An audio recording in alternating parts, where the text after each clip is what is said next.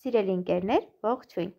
Այսօր առաջարկում եմ պատրաստել մատչելի մթերքներով պատրաստվող շատ համեղ աղցան հյուրովի մատուցմամբ։ Այսպիսի մատուցումը ձեր սեղանին կտա գեղեցիկ ու օրիգինալ տեսք, իսկ հյուրերը կմնան իհարկե գոհ։ Եվ այսպես նախ վերցնում ենք լավաշը։ Կարող եք վերցնել ցանկացած մեծության, դրանից կախված կլինի մատուցվող աղցանի չափաբաժինը, շատ մեծ չափի վերցնել խորհուրդ չեմ տա։ Լավաշը կտրում ենք շրջանի կամ գրեթե շրջանի տեսքով, ինձ մոտ օվալ ստացվեց, բայց կարող եք կտրել շրջանի տեսքով։ Որից հետո վերցնում ենք ահա այսպիսի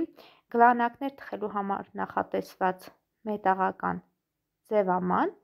և լավաշը փաթաթում ենք հետևյալ կերպ։ Դասավորում ենք ջեռոցի տապակի վրա։ Եթե չունեք այսպիսի ձևաման, կարող եք պարզապես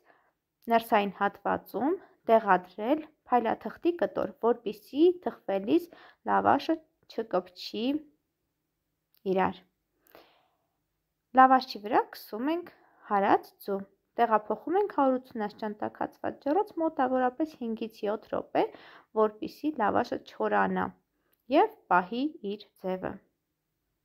Մոտավորապես 5-7 րոպե հետո լավաշը պատրաստ է լինում, հանում ենք ջեռոցից, թողնում ենք մի փոքր սառչի, որից հետո նոր հեռացնում ենք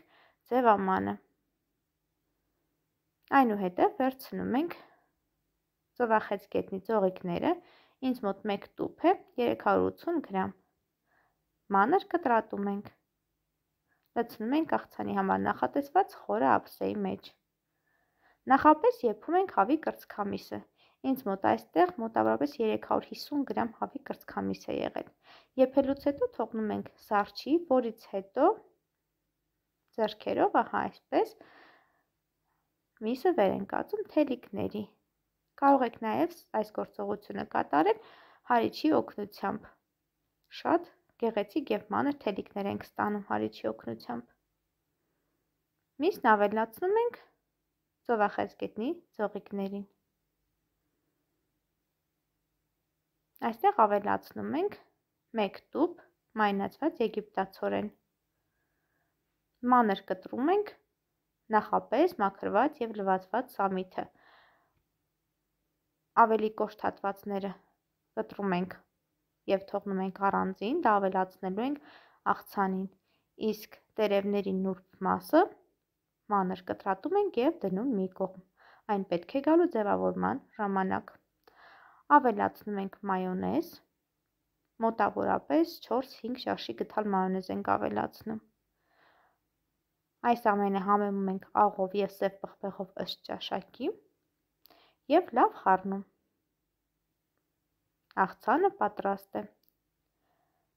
Ծովախեցգետնի ձողիկներով աղցանի պատրաստման շատ տարբերակներ կա։ Այս տարբերակը ևս չի զիջում մյուս համեղ տարբերակներին։ Ձևավորման նպատակով պատրաստի աղցանը լցոնում ենք արդեն սառած չոր լավաշների մեջ, որից հետո ահա այսպես ընկղմում ենք կտրատված սամիթի մեջ,